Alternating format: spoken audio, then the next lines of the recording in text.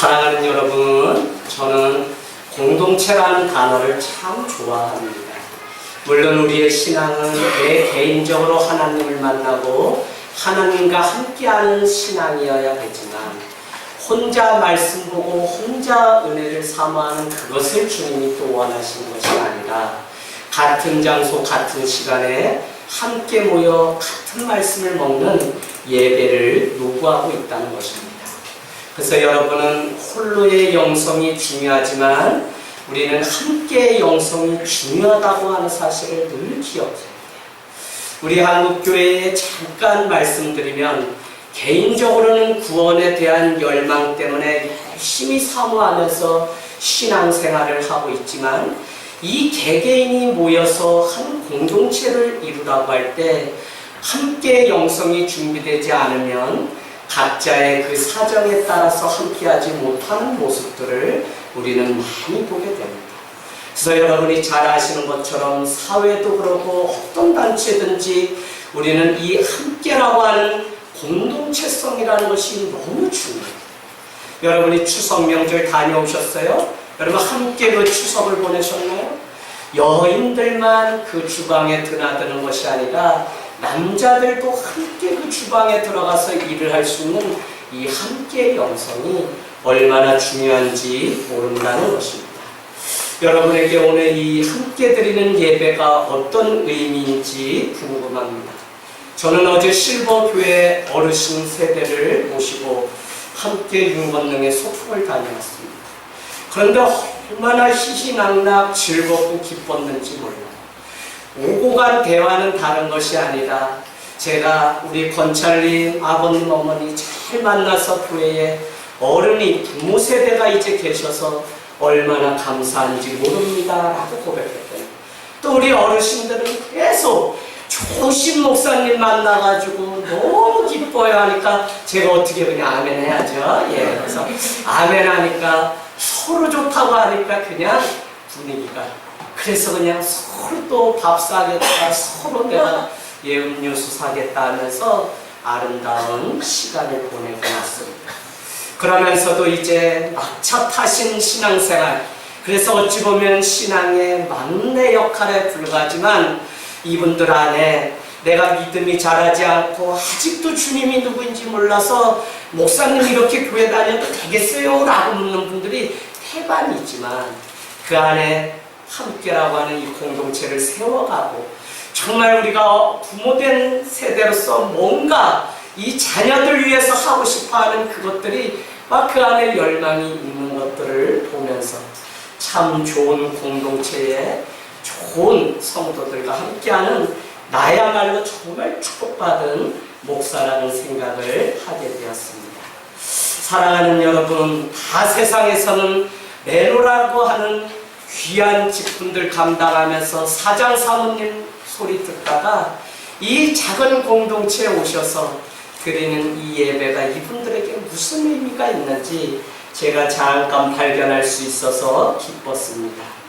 여러분, 역시 교회 주님이 세우신 공동체가 얼마나 소중하고 얼마나 우리의 인생의 마지막에 가장 귀한 것인지 세상이 말하는 그런 모임이 아니라 하나님으로부터 부름받아서 오신 이 공동체를 통해서 주님이 우리를 얼마나 축복하시는지를 진정 배우게 되었습니다.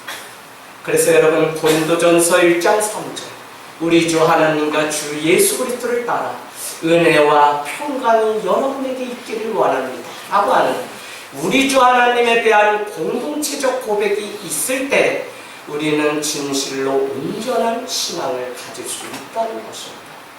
내 혼자 열심히 해서 내 혼자 열심히 그래서 기도하고 방언받고 불받고 치유 능력 받고 뭐 받고 많이 하는 거 중요합니다. 그러나 여러분, 그 신앙의 건강성은 공동체의 일원들이 인정해주고 이 공동체 한 사람 한 사람으로부터 그 신앙을 인정받을 때 그 신앙이 비로소 참된 신앙인 것을 우리가 기억한다면 나 한 사람의 내가 말하는 신앙이 중요한 것이 아니라 우리가 함께 더불어의 영성 안에 녹아져서 함께 들어가는 이 성숙한 신앙이 얼마나 중요한지 모른다는 것입니다. 지난밤에 말씀을 준비하면서 아들에게 물었습니다. 용아야, 야, 오늘 우리 시대에 그냥 청년, 청소년으로 사는 게 어떠냐라고 했더니 우리 아들이 아빠 말씀 준비 때문에 그러면 위로에 대한 말씀을 해달라는 거였어. 야, 너희처럼 뭐 용돈 받고 가서 공부하라고 공부하고 좋은데 무슨 위로가 필요하니? 라고 했더니 아빠, 우리 사는 거 힘들어요. 엄청 힘들어요, 아빠. 아빠 아시는지 모르지만 우리 사는 게 아니에요. 라고 위로가 어쨌거나 필요하다고 저에게 말했어요. 그래서 제가 그 목회 서신에도 썼지만 우리 아들에게 짧은 편지를 학교를 가는 아들에게 써서 이렇게 문자를 줬지만 아빠는 이렇게 장문의 문자를 일일이 곡소리 타법으로 쳐서 그렇지만 아들의 답은 간단합니다. 네, 아빠 저녁에 봬요. 네. 우리 시대를 살아가는 아들에게 아들아, 아빠는 사실 그동안 용기가 없었다. 인정이나 상처나 관계 때문에 갈 길을 잃었던 적이 있었다. 부디 너희는 그냥 시간 까먹지 말고 용기 있게 살거라. 명랑하도록 기다리는 그 시간도 내게는 소중하구나. 어쩌면 내 말대로 아빠와 이리같이 있는 것이 낯선 시대인지 모른다. 그래도 우리는 시대가 그래서 그렇게 살지는 말자. 트렌드 읽어낼 필요는 있지만 무작정 따라가지 말거라. 너희를 속이는 일은 멀리 있는 것이 아니다. 아들아, 무엇이 되려고 사는 게냐? 무엇을 가지기 위해 사는 것이냐? 그거 아무것도 아니다. 아빠는 그냥 작은 일에 소박하고 가야 할 길에 결단하는 너희가 되길 바란다. 인생 참 짧다. 그냥 기웃거리지 말고 진실, 진리가 있는 곳에 서길 바란다. 누구 때문에 사는 인생은 괴롭더구나. 내가 좋아하는 일이기에 했으면, 아니 내가 소중하다고 생각하기에 지킬 수 있기를 바란다. 누가 무엇라 하겠니? 아빠도 내게 성적을 따져 묻지 않을 게다. 다만 서야 할 자리에 서 있는지 볼 거다. 그것이 바보 같아도 그것이 오래가는 법이니까. 사랑하는 아들아, 고단하지? 그래도 말없이 아빠에게 다가와 하루 일을 말해주는 내가 더 좋구나. 사랑은 거창하지 않았다. 서로 하루를 마치며 자신의 얘기를 들려주는 것이 나눔이고 사랑이고 관심이었다. 꼭 거창한 삶 쫓지 말고 빛이 없어도 너가 행복해서 걷는 삶이 되기를 기도한다. 여러분, 헌신 예배는 무엇인가? 우리가 헌신하겠다고 하는 다짐입니다.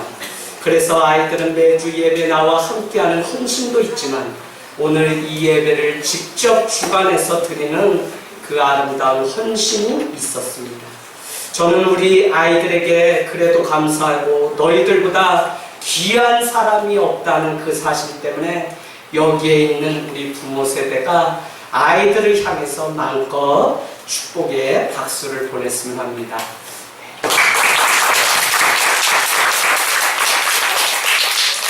오늘 룻과 나오미의 인생을 확실하게 역전시킨 것은 좋은 사람과의 만남 때문에 가능했습니다. 하나님은 특히 사람을 만나게 하심으로 돕는 배필을, 돕는 사람을 보내주시는 것을 보게 됩니다. 우리의 경험을 봐도 그러고 성경에 기록된 많은 사건을 보아도 사실은 사람을 만남을 통해서 그 일들이 이루어지는 것을 보게 돼요. 비련한 여인들, 불행한 여인들인 오늘 나오미와 룻을 위해 주님이 예비하신 사람이 누구였냐면 2장 1절에 등장하는 보아스라고 하는 사람입니다. 우리가 이미 잘 아는 것처럼 그들이 살던 베들레헴, 그곳은 흉년이 찾아왔습니다. 1장 1절. 그래서 그들은 먹고 살기 위해서 저기 이방 땅 모압 지방까지 내려오게 되는데 거기에 함께 갔던 사람은 2절에 보니까 1장 2절 엘리멜렉과 그의 아내 나오미와 말론과 기론이라고 하는 두 아들, 그러니까 4명이 그렇게 모압 땅을 향해서 내려갔다는 거예요. 먹고 살려고 갔겠죠? 그러나 오늘 말씀에 보니까 1장 4절 끝에쯤 그곳에 온 지 한 10년쯤 되던 때에 그 가문이 살기 위해서 갔지만 죽음의 족보로 완전히 싸늘하게 바뀌는 것을 보게 됩니다. 여러분 한번 3절 표시해 보시겠어요? 나오미의 남편 엘리멜렉이 죽었다는 것입니다. 그래서 두 아들은 남아있다고 하죠. 그러나 5절의 말론다 기론 두 사람, 두 아들도 다 죽고 그 여인은 두 아들과 남편의 뒤에 남았더라라고 하는 생명의 족보가 아니라 죽음의 족보로 인생이 맞춰지는 것을 보게 됩니다. 오늘 두 명의 며느리를 얻게 됐는데 모압 여인입니다. 그래서 우리는 오르바와 룻이라고 하는 그 여인을 통해서 나오미와 함께 다시 그 살던 고향 베들레헴 은혜의 떡집을 향해 돌아가기로 결단하게 됩니다. 그러나 오늘 돌아가던 중에 어머니가 그렇게 이야기합니다. 15절로 한번 보실래요? 1장 15절. 얘들아 너희 어서 그냥 너희 고향으로 다시 돌아갔으면 좋겠다. 너희는 모압 땅 사람인데 나를 따라서 베들레헴에 가자는 게 시어머니 내 생각이었구나. 너희들 빨리 돌아갔으면 좋겠다라고 이야기합니다. 그런데 여러분 16절에 어떻게 고백했다고요? 룻이 이렇게 고백합니다. 같이 한번 읽겠습니다. 1장 16절 시작. 룻이 이르되 내게 어머니를 떠나며 어머니를 따르지 말고 돌아가라 간권하지 마옵소서. 어머니께서 가시는 곳에 나도 가고 어머니께서 머무시는 곳에서 나도 머물겠나이다. 어머니의 백성이 나의 백성이 되고 어머니의 하나님이 나의 하나님이 되시니. 아멘. 아멘. 여러분이라면 오늘 남편과 두 아들을 잃어버렸을 때 어떻게 행동하시겠습니까? 저는 인간의 어리석음을 참 많이 보면서 목회합니다. 오늘날도 주의 복음이 들려져서 다시 거듭나서 정말 지금까지 신앙생활한 그것에 만족하는 그게 아니라 날마다 거듭나는 체험이 없으면 우리는 다 죽음의 족보를 향해서 가는 자에 불과합니다. 왜 그러냐면 어떤 일을 시작할 때는 반드시 기도로 시작하는 사람이 여기에 다 모여 있습니다. 그러나 그 일이, 그 대학이, 그 사업이, 그 결혼이, 그 임신이 기도로 시작되었지만 막상 그 일이 다 이루어지면 주님을 떠나서 더 이상 기도하지 않는 모습을 보게 됩니다. 오늘 나오미를 비롯한 3명의 이 여인도 이와 같이 불행한 인생이었기 때문에 이렇게 마칠 수 있었다는 것입니다. 그럼에도 불구하고 오늘 오르바를 제외한 두 여인은 하나님의 집 베들레헴을 향해서 그 예루살렘을 향해서 다시 간다고 하는 그 사실을 여러분이 잘 보셔야 됩니다.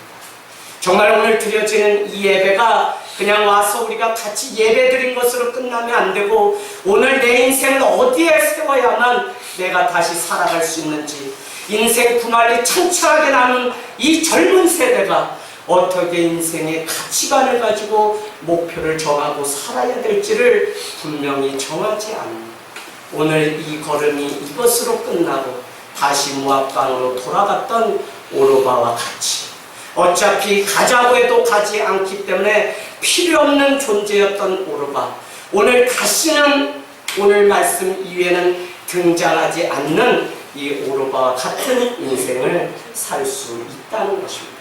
여러분, 나오미와 며느리 룻은 보리 추수를 시작할 때 베들레헴으로 돌아오게 됩니다. 1장 22절로 가겠습니다. 모압 지방에서 그의 며느리 모압 여인 룻과 함께 돌아왔는데 그들이 보리 추수 시작할 때에 베들레헴에 이르렀다는 것입니다.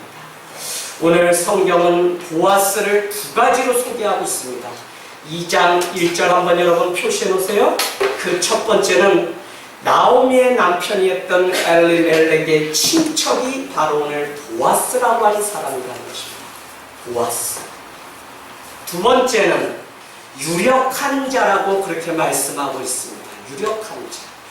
유력하다고 하는 것은 큰 부자이면서 명성을 가졌던 사람이라는 의미입니다.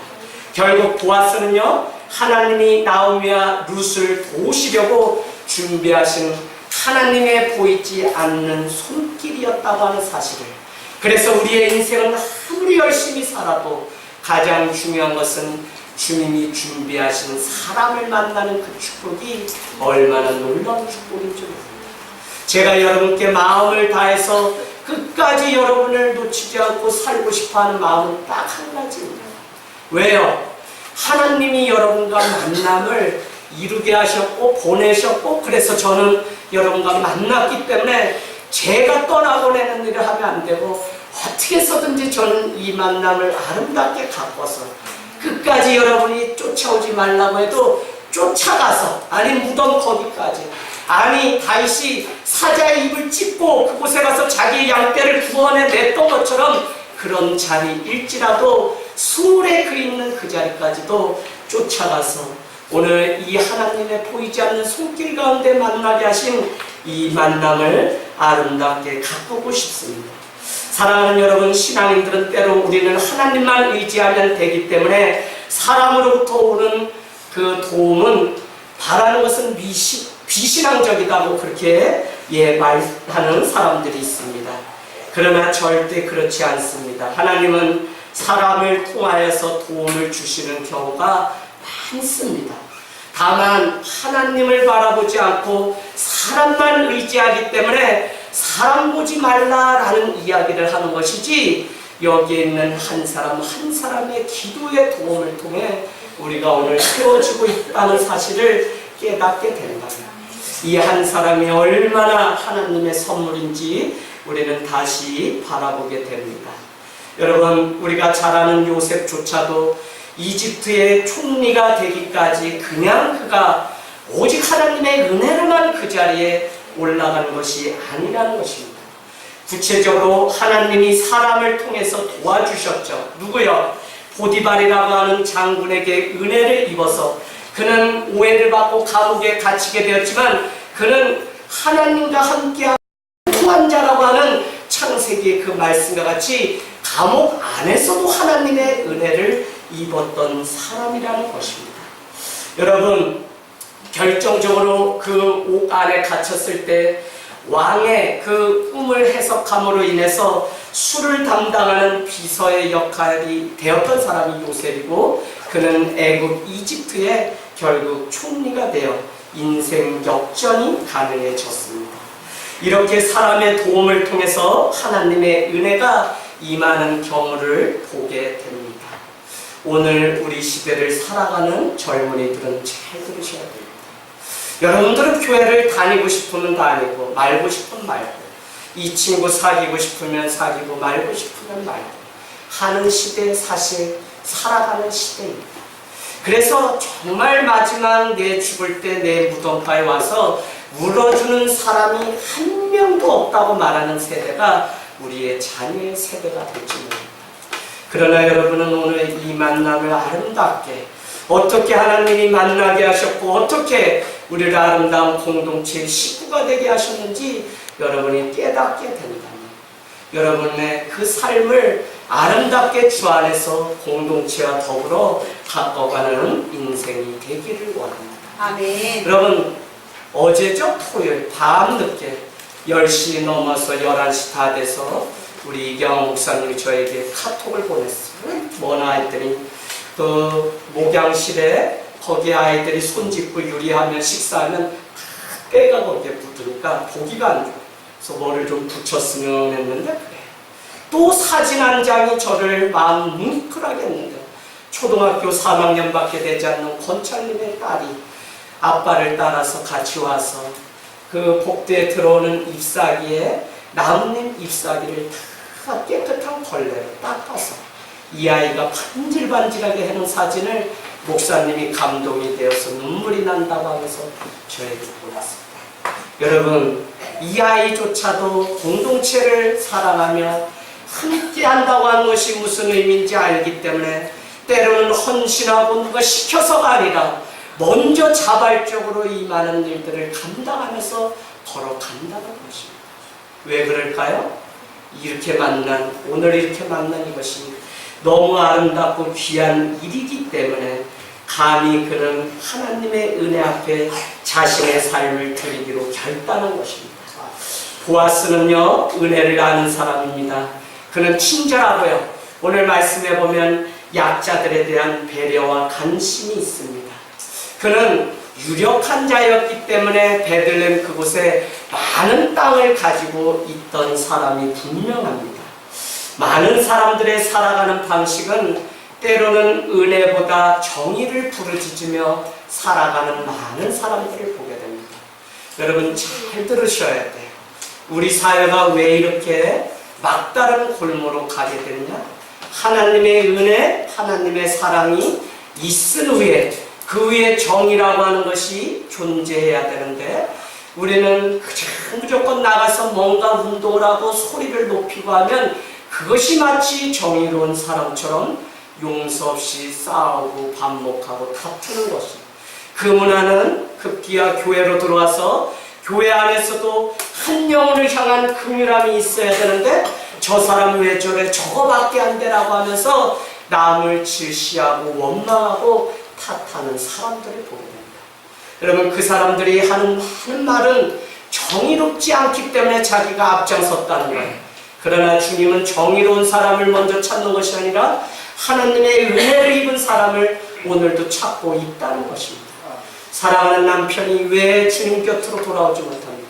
사랑하는 자녀들이 왜 못 돌아요? 우리가 은혜를 전하지 못했기 때문에 그렇습니다.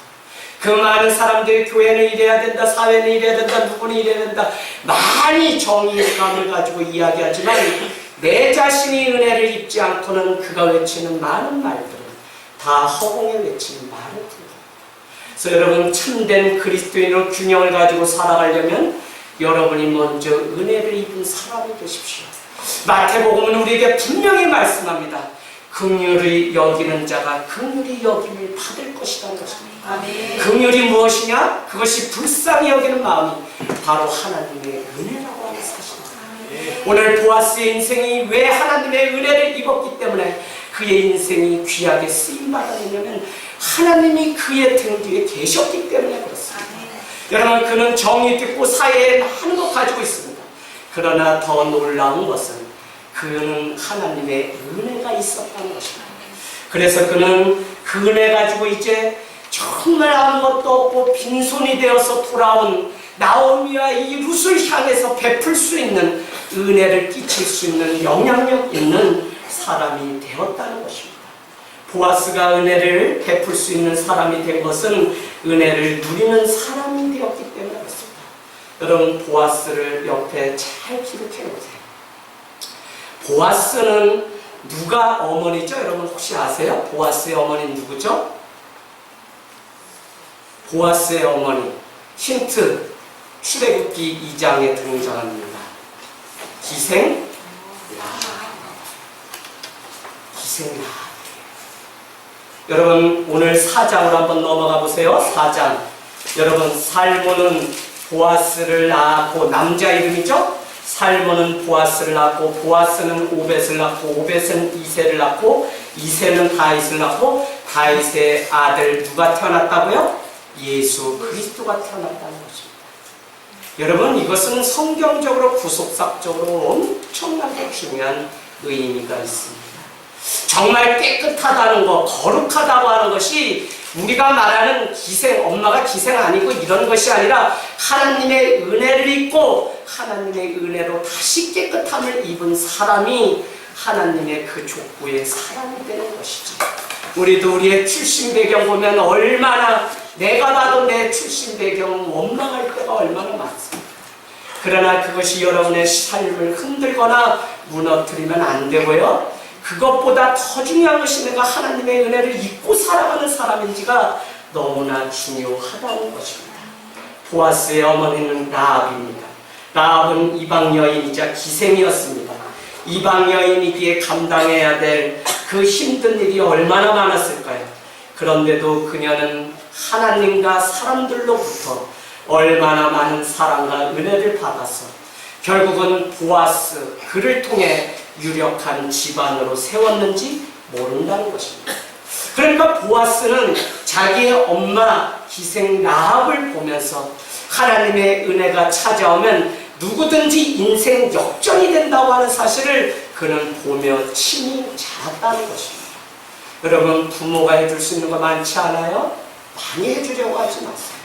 은혜로 어떻게 사는 것이 참된 삶인지 가르쳐주면 자녀들의 믿음은 그냥 은혜 편에 서는 것이에요. 지금이라도 늦지 않았습니다. 완전히 주님 앞에 두 손 들고 은혜의 삶을 살아가기 시작하면 집을 나갔던 자녀가 집으로 돌아온, 왜? 어머니가 밤마다, 아버지가 밤마다 기도하는 그 소리. 젊어서는 우리 부모님은 교회 가서 뜨나 비가 오나 눈이 오나 봉사하고 일하고 우리는 뒷전이라고 말할지 몰라요. 목사님이 모처럼 신방 오면 아니 그렇게 내놓지 않던 행성 한우 그 고기 구워가지고 목사님께는 막 드리는데 우리는 먹지 않는 조선 팔도 이걸 다 하는 게 우리 부모인데 나를 저기 한강 철도 밑에서 주워왔구나 라고 생각했던 그 자녀이지만 날마다 인생의 첫걸음을 주님의 전을 향해서 발자국을 남긴 부모의 삶을 보고 그 은혜 때문에 돌아온 자녀가 있다는 사실을 깨닫게 된다면 우리가 잔소리할 것이 아니라 한 번이라도 더 주님의 집에 베들레헴에 돌아와서 하나님 앞에 남이 알아주던 모르던 기도하는 그 삶이 얼마나 중요한지 다시 한번 배우게 됩니다. 사랑하는 여러분, 하나님, 내게도 하나님이 나를 돌보시기 위해 예비된 사람 보아스를 좀 만나게 해주세요 라고 기도하는 여러분이 되기를 원합니다. 제가 또 이렇게 말씀드리면 오늘부터 작정한다 여러분 순수해서 뭐라고 하나님 제 옆에 또 돈도 많고 좀 백이 돼줄 만한 보아스 같은 좀 적어도 용인시장 정도 좀 알게 되고 오산시장 알게 되고 안민석 국회의원도 좀 알게 되고 좀 이렇게 했으면 좋겠습니다 하고 기도가 세상으로 가는 경우가 있습니다. 그게 아니다. 정말 은혜를 입은 하나님의 사람을 붙여주시고 내가 힘들어하고 괴로워하고 무너질 때 누군가는 나를 위해 기도하고 있다는 그 한 사람을 하나님 붙여주세요라고 기도하는 삶이 되기를 축복합니다. 여러분, 오늘 보리 추수 때에 그들은 빈손으로 고향으로 돌아왔어요. 이스라엘의 가장 좋은 전통은 까마귀가 먹을 수 있도록 이렇게 보리 이삭을 좀 남겨놓습니다. 특별히 성경에 가장 많이 등장하는 인물이 누구죠? 과부와 고아, 나그네들이 와서 언제라도 이 밀 이삭, 보리 이삭을 먹을 수 있도록 남겨놓아요. 그래서 하나님은 참 은혜로우신 분이신데 하나님의 백성 이스라엘은 이와 같은 일들을 했어요. 여러분, 그냥 내가 다 먹으려고 하지 마세요. 저는 여러분이 예물 드리지만 그것을 심는다는 표현을 해요. 오늘 먹을 것이 없어서 내가 다 먹어버리면 다시는 거두를 열매가 없어요. 그러나 내가 없지만 나보다 더 가난한 자를 위해서 우리가 예물 드리고 나보다 더 가난한 자의 눈을 열고 정말 어디서 감자 하나라도 있으면 옆집과 같이 나눠 먹는 이 아름다운 전통이 우리의 삶 가운데 있기를 원합니다. 여러분, 오늘 보아스의 그 보리밭에 나오미와 같은 약자들이 다시 서서 역전의 발판을 만들 수 있도록 하나님은 이미 이스라엘 공동체를 준비하셨다는 것입니다. 전능하신 하나님은 주님을 의지하는 자에게 어떻게 해서든지 살 길을 열어가신다고요. 여러분의 상황이 극단적으로 어렵다고 해도 보리 추수의 시기가 준비되어 이미 있고요. 하나님의 은혜가 이미 있고요. 하나님의 희망의 시가 여러분을 기다리고 있다는 사실을 믿으시기 바랍니다. 청년, 청소년이 평생을 살아가면서 하나님의 준비하신 손길을 반드시 보기를 원합니다. 지금은 없는 것 같아. 내 혼자인 것 같아요. 도와줄 사람이 없는 것 같아. 그러나 믿음을 먼저 드리면 하나님의 감춰진 손길이 우리의 삶 가운데 보이기 시작합니다. 많은 사람들이 이 원리를 모르기 때문에 나에게 보여주시면 내가 그 다음에 주님 따라가는 믿음 드릴게요 라고 하는데 절대 성경은 그렇지 않아요. 그래서 말씀을 잘 하셔야 되는데 금요일도 저희가 기도에 마치고 났더니 한 분이 고백하는데 너무 아름다워서 제가 이렇게 써놨어요. 뭐라고? 오늘 새로 오신 지 몇 달 되지 않는 권찰님이 목사님 오늘 예배 너무 잘한 것 같아요. 왜요? 아니요, 그냥 혼자 있으면 어둠이 사는 거 힘드니까 찾아오는데 그래도 기도했더니 하나님의 빛 가운데 제 마음을 바꿔주셨어요. 할렐루야. 아멘. 이 고백이 우리 가운데 있어요. 여러분, 그 아들을 드리기로 작정하니까 그 믿음을 보시고 하나님은 수풀에 걸린 양을 준비하셨어요. 누구요? 이삭을 대신할 양을. 우리가 믿음을 드리면 하나님은 너가 가서 피 흘리고 이거 아니고 이미 피 흘릴 양을 다 준비하셨다니까. 그런데 자꾸 우리가 열심히 살아야 되고 우리가 어떻게 돈을 벌어야 되고 막 이거에 더 바쁘니까 기도로 시작했던 일이 세상에 일로 끝나는 경우가 너무 많아요. 여러분 이제 올해 얼마 안 남았어요. 여러분이 무엇을 하든지 믿음의 가정, 믿음의 기업, 믿음의 자녀, 믿음의 남편, 여러분의 이 고백이 있다면 여러분의 삶 가운데 정말 어떻게 살아가야 되는지 이 예배를 통해서 다시 결단하는 은혜가 있기를 원합니다. 아멘. 여러분 그러나 중요한 것은 이와 같이 보아스를 만나는 이 기회는 우리에게도 늘 찾아오는데 어떤 사람은 자기의 것으로 이 기회를 만드는 사람이 있는가 하면 어떤 사람은 이 많은 기회를 세상적인 것으로 떠나보내는 일들이 있습니다. 룻은 기회를 자기 소유로 만들 줄 아는 사람이었죠. 아무것도 먹을 것이 없을 때 룻은 이삭을 주어서라도 먹고 살기로 결단하게 됩니다. 이삭을 줍는다는 것은 무엇을 의미합니까? 그것은 그만큼 고통스러운 삶을 살아가고 있다는 의미인 동시에 저는 두 번째, 내 삶에 대한 강한 애착과 숭고함이 있는 것이 오늘 우리 이삭을 추수하는 그 삶 안에 담긴 것입니다. 여러분은 어떻게 보세요? 여러분이 살아가는 그 삶, 지지리도 복도 없어서 내가 이렇게 되었구나. 내가 남편 복이 없어서 먼저 죽고 이제는 자식 복까지 없어서 내가 말론과 기론을 앞세워서 이제는 내가 아무것도 아니어서 내가 친정이 있는 저 베들레헴으로 돌아가야 되겠다 이렇게 생각하시나요? 여러분 제가 두 가지 의미를 들은 것은 믿음으로 보지 않으면 많은 사람들은 나는 복이 없다고 이 사건을 볼 것이고 어떤 사람은 믿음의 눈으로 보니까 어떻게 해요? 내 인생을 향해서 반전시켜 주시려고 하나님이 밀이삭을 보리이삭을 줍는 이 시간들을 통해 삶에 대한 강한 애착과 숭고함을 가지고 어떻게 얻은 인생인데 다시 살라고 오늘 나에게 이와 같은 자리를 주셨구나. 이 고통이 오히려 은혜였구나 라고 하는 그 고백을 드릴 수 있다는 것입니다. 네. 사랑하는 여러분, 우리가 밀이삭을 주어야 되는 그 환경에 놓일 때가 있습니다.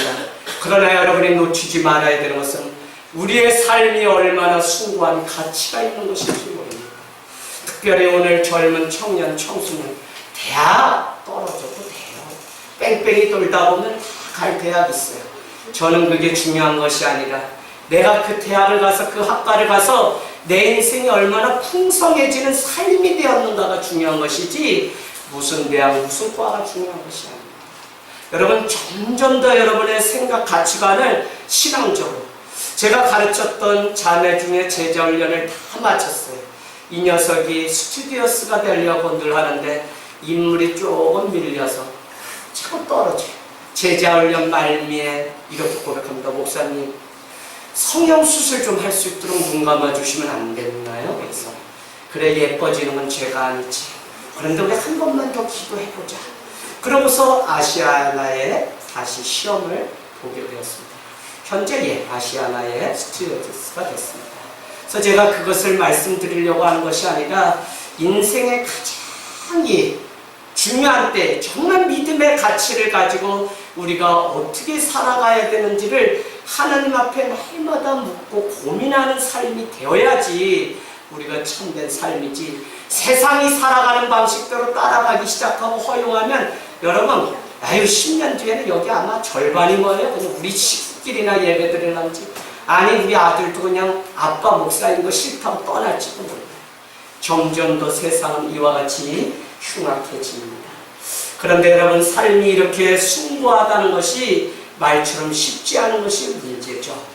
세월까지 다 몰까 하는 회의감이 우리 안에 찾아올 수가 있습니다. 내가 언제 이 늪에서 벗어날 수 있을까? 이 고통에서 떠날 수 있을까? 우리는 날마다 그것 때문에 믿음으로 시작하지만 끝에 조금만 올라가면 산등성이가 도착하는데 그 정상을 보지 못하고 오시는 분들이 많이 있다는 것입니다. 여러분, 오늘 이 말씀 듣고 다음 토요일에 한번 월악산, 설악산, 치악산, 악자 들어가는 데 한번 찾아가 보세요. 제가 다 다녀봤어요. 가면 구름이 잔뜩 끼어서 어느 날은 사람이 죽었대요.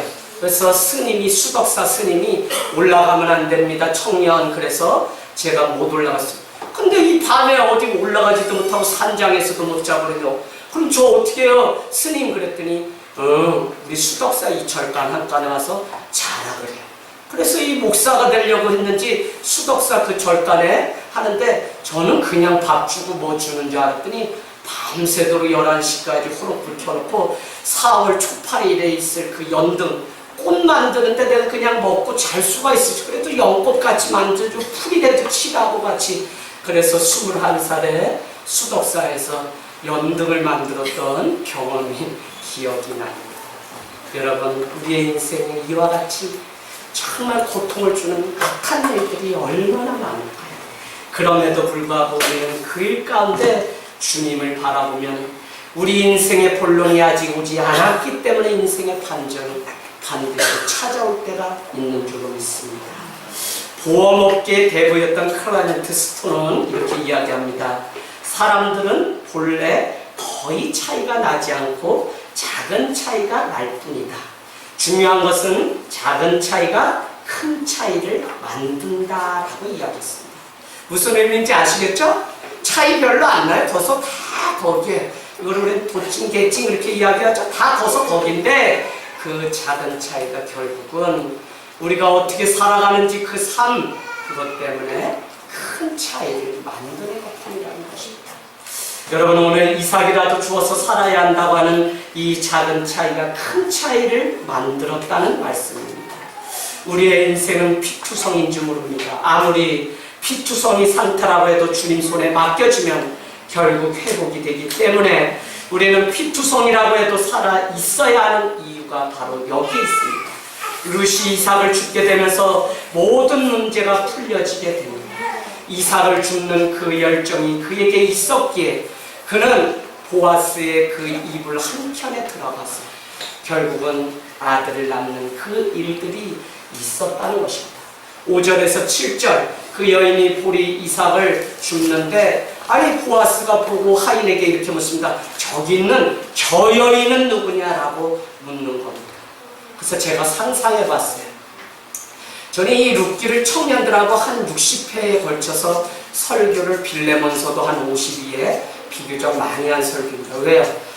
이 안에 있는 러브 스토리가 막 상상을 하면 어떨까? 너무 막.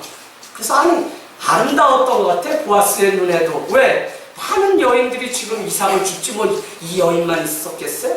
그런데 저기 있는 저 여인의 이름이 누구냐? 라고 물어봤다는 것입니다. 여러분, 사람들 사이에 룻에 대한 좋은 소문이 이미 자자했습니다. 이런 소문이 보아스에게까지 들렸을 것이고 그것 때문에 보아스는 더욱 친절을 베풀었을 것입니다.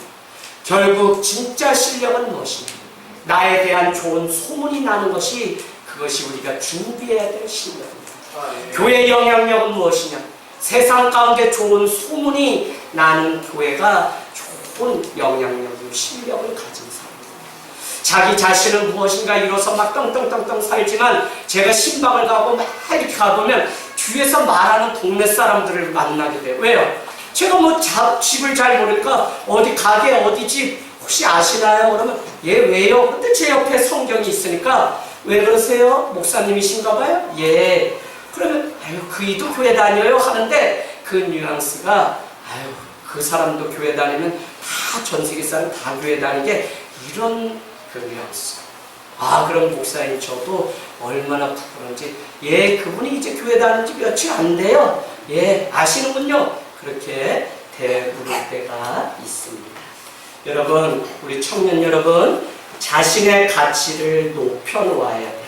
내가 아무리 쫓아다니고 찾아다닌다고 해도 오늘 보아스를 만날 수 있는 게 아닙니다. 그 이야기 뭐냐면 결혼을 앞두고 있는 우리 청년들은 잘 아셔야 되는 게 나의 가치를 높여놓기 시작하면 지연아 누가 찾아오니? 예쁜 여자가 자매가 찾아오게 돼 있어. 그런데 이 원리를 개뿔도 그렇게 얘기해도 모르니까 내가 남자 찾아서 산말리 그냥 가니까 어디서 만나요? 못 만나고 매일 인생 허비하는 삶을 사는 것을 보게 됩니다. 오늘 룻이 이삭을 죽기로 결정하고 간 곳은 바로 보아스의 밭이었고요. 참 기가 막힌 사건입니다. 이삭을 죽기로 결정했을 뿐인데 그것이 보아스의 밭이었다는 것입니다. 그래서 여러분은 오늘 말씀 마치면서 두 구절의 표시를 해놓으시면 좋겠습니다. 3절 우연이라고 하는 단어에 여러분은 동그라미를 쳐놓으세요. 우연히 갔더니 엘리멜렉 그 친족이었던 보아스 일가 친척의 집이었다는 것입니다. 여러분 아시겠죠? 우연히. 그런데 성경은 우연히로 끝나지 않고 4절에 여러분 표시해 놓으라고 제가 이전에도 한 적이 있습니다. 마침이라는 단어가 여러분 부사어지만 너무 중요합니다. 우리는 우연히 가고 우연히 그 일하고 우연히 했을 줄 몰라요. 그래도 하나님 앞에 여러분이 깨어있다면 하나님은 마침 준비하시고 만나게 하시는 은혜가 우리 가운데 있다는 것입니다. 다만 문제는 뭐냐? 내가 하나님 앞에 내 삶을 허비하지 않고 게을리지 하지 않고 내가 이 작은 구멍가게라도 안에 얼마 되지 않지만 이것 때문에 내가 뭔가를 배우고 준비하고 내 인생을 만들어 가려고 하는 이 열정이 하나님 앞에 닿으면 이것이 뭐가 돼요? 하나님을 감동시키는 절정이 돼요. 반드시 거기에는 생명이 다시 살아나는 놀라운 은혜가 있어요. 할렐루야. 그래서 여러분 열정 쏟으셔야 돼요. 그러면 하나님이 보아스를 준비하시고 보이지 않는 하나님의 손길이 있어요. 저는 때가 되면 우리 교회가 어떻게 세워졌는지 책을 쓰게 되겠죠. 그래서 여러분 거기에는 역사의 무대 뒤에 선 배우에 선 인물들 해서 우리 하늘땅교회가 10년 차까지는 뭐라 그랬어요? 다 이영숙 집사님 10년 차까지는 다 뭐죠? 우리 개척 멤버예요. 그래서 이 개척을 해서 교회가 세워지기까지 어떤 분들이 수고했는지. 왜? 제가 그 한 번 한 적은 있지 않아요. 이곳에 이사 오기까지도 이 5천여는 만 원이 들 거라면 저는 오지 않았어요. 근데 이게 뭐 칠하자 그래서 칠하고 뭐 등 달자 그래서 달다 보니까 아니 이거 뭐 TV도 하나 달자 그래서 달아서 아니 제가 여러분께 2,500이면 충분합니다 했는데 4,700이 들었다는 결산 보고받고 근데 빚이 얼마 남았나요? 한 500 정도. 그럼 우리 교인들이 4,200을 했다고요? 저는 아주 놀랐어요. 돈에 이게 개념이 없고 그냥. 근데 여러분 무엇을 드리려고 하냐? 누군가 열정을 쏟고 하나님을 감동시키고 하나님 보이지 않는 곳에 그 절정이 되게 하셔서 일하시는 것을 보게 됩니다. 오늘 룻기를 마치면서 룻기는 우연히와 마침이라는 단어를 의도적으로 강조하고 있습니다. 나오미와 룻의 인생이 역전된 것이 좋은 사람과의 만남도 있었고 좋은 시기와의 만남도 있었죠. 마침 준비하신 하나님의 은혜가 있었기에 오늘 이 일이 가능했다는 것입니다. 우리는 우연히 남자를 만나고 우연히 자녀를 낳고 우연히 그러나 주님은 그 우연 뒤에 마침 준비하신 보이지 않는 하나님의 손길이 지금도 우리의 삶 가운데 있음을 믿는다면 일순간 보이지 않는 그 일식현상과 같이 하나님이 가려졌을 뿐이지 우리가 보지 못할 뿐이지 하나님은 지금도 우리의 인생을 향해서 일하시고 우리의 인생을 향해서 지금도 찾아오고 계시다는 사실입니다. 원하기는 여러분의 삶이 세상에 좋은 소문이 많습니다. 오늘 룻에 대한 좋은 소문이 어떻게 해요? 보아스를 만나게 하고 그 가문의 한 여인이 되어 다윗과 예수 그리스도의 어머니가 되었다는 거죠. 우리의 삶도 인생 역전시켜 주실 하나님이 있음을 믿으시기 바랍니다. 아멘.